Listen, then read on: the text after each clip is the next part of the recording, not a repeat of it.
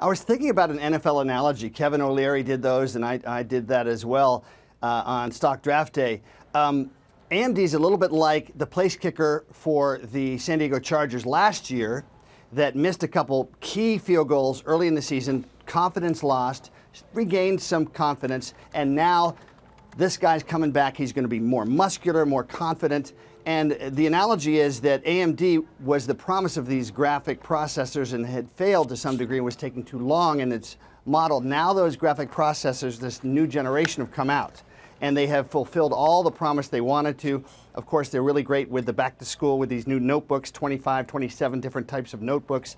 So AMD is fulfilling the promise, and as Lisa Su would say, they've got a game plan, not just for this week and this season, but for dominating for years to come. You'll see, I think, some acquisition of AI, just like NVIDIA did, probably in the next couple years as well. Those notebooks and Chromebooks are really a hot product. My son has one.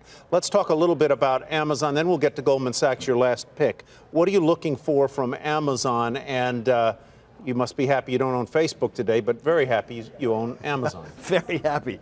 Well, you know, Facebook and these other technology, social media apps have a limit and an upside in terms of advertising. Amazon has almost no limits. Every business has limits, don't get me wrong, but Amazon can help so many different types of businesses, and they've created a new model which I hope that the post office can look at and learn from. When I order my NFL footballs to stay with NFL in this new season, I can get my, through Amazon, a whole bunch of footballs to sign for all the charities that ask for them that day or the next day. So Amazon has a culture of service, has an infrastructure and a technology that's just innovative and is the standard, and it will dominate. I use the word cannibalize at the stock draft. They will cannibalize other industries because they have something that everybody needs. What's it going to take to get the financials like Goldman Sachs moving? Well, they have a new CEO, and it's a little bit like adding John Gruden back to the Raiders. You know, we wonder whether he's ready for this, but he's going to innovate, particularly with technology, I believe.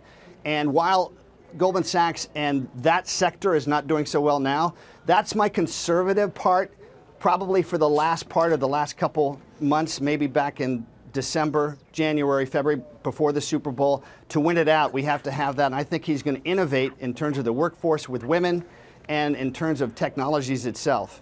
So I feel it's a good conservative thing to equalize and balance out the portfolio. How's your old team, the Chiefs, going to be under this new quarterback, Patrick Mahomes?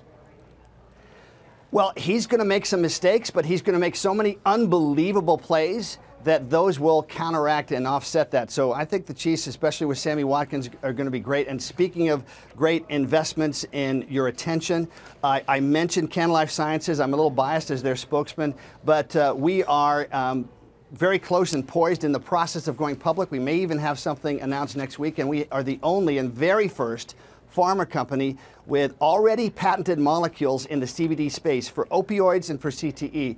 And for me, for my brothers like Mike Webster and Dwight Clark and all these other players and the future of the best game in America, the NFL, this is so important. So I'm grateful to be part of it.